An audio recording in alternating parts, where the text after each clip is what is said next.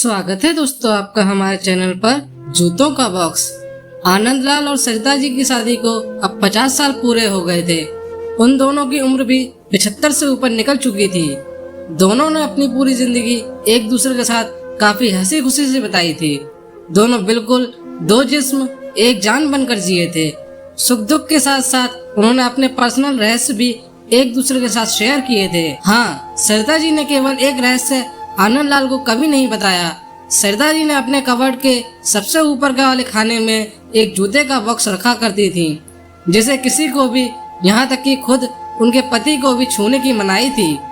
मनाही क्या, सख्त वार्निंग थी। सरिता जी ने पति से कह रखा था कि समय आने पर वो उस बॉक्स का राज उन्हें जरूर बताएंगी। आनंद लाल को भी इस बात से कोई परहेज नहीं था। हंसते खेलते कई दशक बीत गए, उम्र ढल गई, शरीर कमजोर हो गया और कई बीमारियां हावी हो गईं। सरिता जी बीमारियों से जूझते जूझते हार मानने लगी। तब अपना आखिरी समय करीब है ये जानकर उन्होंने आनंद लाल को अपने पास बुलाया और अपने जीवन का वो एकमात्र राज जो उनके कबर्ड में बंद था उसको उससे परिचित करवाया। सरिता जी ने अपने पति को उस बॉक्स को लाने के लिए कहा।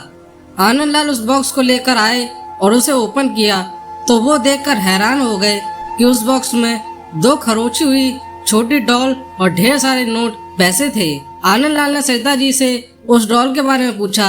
सरिता जी ने कहा, जब मेरी शादी होने वाली थी तब मेरी दादी ने मुझे समझाया था कि अगर अपनी शादी को लंबे समय तक चलाना चाहती हो तो एक दूसरे से जितना हो सके आर्गुमेंट और शिकायतें कम हो, उसका ध्यान रखना। और उन्होंने उसके लिए मुझे ये डॉल का तरीका भी बताया था, जिसमें जब भी मुझे तुमसे कोई शिकायत हो तब एक डॉल को खरोच कर उसे संभाल कर रख लेना। सरिता जी की बात सुनकर आनंद लाल की आंखें भीग गई, क्योंकि पिछले 50 सालों में सरिता जी को उनसे सिर्फ 2 बार शिकायत हुई। ये विचार ही उनके लिए काफी सुखद था। बाद में उन्होंने उन ढेर सारे 100 की नोट के बारे में पूछा जो गिनते करने पर 1 लाख से ज्यादा की थी।